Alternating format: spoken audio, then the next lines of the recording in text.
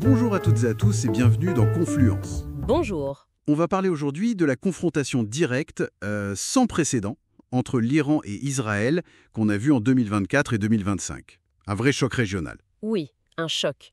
Mais au-delà de cette escalade spectaculaire, certaines de nos sources, elles suggèrent une autre lecture. C'est ça. Et si ce n'était pas juste un dérapage incontrôlé, mais peut-être une stratégie délibérée? Exactement. On va essayer de creuser ça. Comment cette confrontation pourrait en fait viser à, redessiner la carte du Moyen-Orient? Avec même potentiellement un accord majeur, un deal en coulisses. C'est une hypothèse troublante, oui, mais qui s'appuie sur pas mal d'éléments. Tout semble s'emballer en avril 2024. La frappe israélienne sur le consulat iranien à Damas. Voilà, qui élimine des figures importantes comme le général Zaidi. Selon certains contacts, notamment européens, c'était plus qu'une simple riposte, c'était peut-être une provocation calculée. Une provocation pour forcer Téhéran à sortir de l'ombre, à réagir directement. C'est ça l'idée, mettre fin à la guerre par proxy. Et Téhéran a réagi. Ah oui, l'opération promesse honnête. Plus de 300 drones, des missiles, impressionnants en nombre. Sur le papier, oui, mais quand on regarde de près, l'action était très calibrée, annoncée, presque télégraphiée. Avec des cibles choisies pour limiter les dégâts humains, c'est ça? Tout à fait. L'objectif iranien, ça semblait être de montrer les muscles, de restaurer une certaine dissuasion, mais sans aller jusqu'à la guerre totale, éviter l'embrasement. Sauf qu'Israël n'a pas ralenti pendant l'été, l'automne 2024. Non, au contraire. On a eu les assassinats ciblés.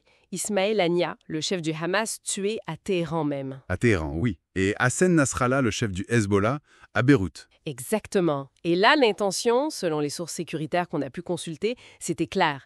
Décapiter ce que Téhéran appelle son axe de la résistance. Donc, couper les têtes du réseau d'alliés régionaux pour isoler l'Iran. Précisément, isoler l'Iran avant, peut-être une autre phase. Ce qui nous amène à la contre-riposte iranienne d'octobre 2024. Et à la réponse israélienne, l'opération Rising Lion en Iran même. Et là, on change complètement d'échelle.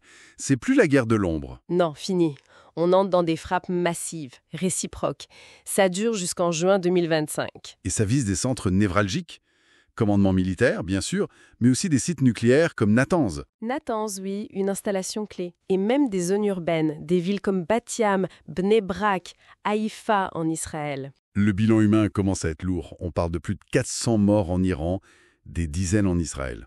C'est vraiment une nouvelle ère. Et cette escalade, ça met vraiment en lumière un choc des doctrines militaires. C'est fascinant d'un point de vue stratégique. Comment ça? D'un côté, l'Iran, eux, ils jouent sur la masse, la saturation. Ils ont un arsenal de missiles, près de 3000 missiles balistiques apparemment. Et beaucoup de drones, les Shahed. Voilà, les Shahed. Relativement simple, peu coûteux. L'idée, c'est de submerger les défenses adverses. Miser sur l'asymétrie des coups, et ils développent aussi des choses plus pointues, comme le missile hypersonique Fatah 1. Et en face, Israël, c'est la supériorité technologique. L'aviation de pointe, les F-35. Et surtout, le bouclier antimissile, le dôme de fer, mais aussi Arrow 3, Arrow 2, Patriot, un système multicouche très sophistiqué. Mais extrêmement cher. Exactement, c'est là le point faible. Le coût d'un intercepteur Arrow, c'est des millions. Face à un drone Shahed qui coûte quelques dizaines de milliers de dollars. C'est ce que certaines sources appellent un jeu morbide d'épuisement mutuel, financier et matériel. Tout à fait. Mais ce duel technico-militaire, il pourrait cacher autre chose. Une partie qui se joue en coulisses, à Washington notamment. Ah oui. Début juin 2025, il y a une information qui fuite, assez explosive. Donald Trump aurait personnellement mis son veto. Un veto? Sur quoi? Sur un plan israélien qui visait à éliminer l'ayatollah Khamenei, le guide suprême iranien. Éliminer Khamenei.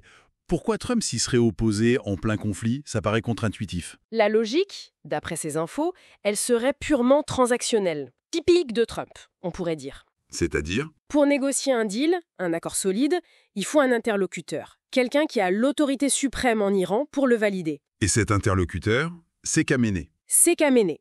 L'éliminer, ça risquait de plonger l'Iran dans un chaos imprévisible. Difficile de négocier dans ces conditions. Le maintenir en place, c'était garder une porte ouverte. Donc toute cette escalade militaire, ce chaos contrôlé, comme disent certaines analyses, Ne serait qu'un levier. un moyen de pression maximale pour forcer Téhéran à venir à la table des négociations. Avec quel objectif final? L'hypothèse forte, c'est un grand marchandage, un nouvel accord sur le nucléaire iranien beaucoup plus strict que le précédent. Qui couvrirait aussi les missiles balistiques, les activités régionales? C'est ça. Et cet accord, ce serait la clé pour débloquer le vrai objectif, le Graal pour Washington et Tel Aviv, la normalisation entre Israël et l'Arabie Saoudite. Ah oui, le fameux accord tripartite. Et la question palestinienne dans tout ça? Elle semble passer au second plan, clairement. Le report de la conférence internationale prévue en France avec Riyad en juin 2025, ça va dans ce sens. La priorité serait ailleurs. Ce réalignement stratégique. Exactement. Et très vite, les conséquences économiques sont énormes, évidemment. Le détroit d'Ormuz, Point de passage vital, 20% du pétrole mondial. sous tension maximale. Les coûts de transport, les assurances qui flambent, certaines banques projetaient un baril à $130. Et sur le plan international, on voit des lignes se dessiner. L'Iran soutenu par la Chine, économiquement, La Russie militairement, la Corée du Nord pour la technologie des missiles. Pendant ce temps, l'Europe. fracturé, un peu impuissante. Oui, assez impuissante face à cette dynamique. Et juste un mot sur les dynamiques internes. En Iran, En surface, on voit un sursaut nationaliste.